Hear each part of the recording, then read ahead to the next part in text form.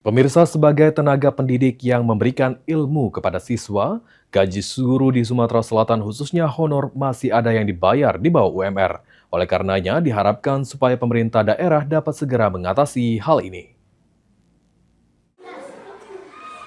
Memiliki beban yang cukup berat dalam memberikan ilmu pelajaran kepada anak bangsa, ternyata gaji guru di Sumatera Selatan khususnya honor masih di bawah UMR. Oleh karenanya, disampaikan oleh Wakil Ketua 1 PGRI Sumatera Selatan, Lukman Haris berharap supaya pemerintah daerah harus bisa mempertimbangkan agar kenaikan gaji para guru tersebut sesuai dengan kebutuhan yang ada saat ini.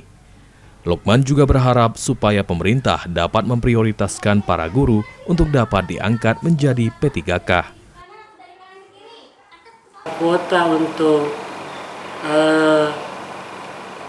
mengikuti tes P3K atau itu supaya kita berharap pada pemerintah untuk memenuhi kuota itu.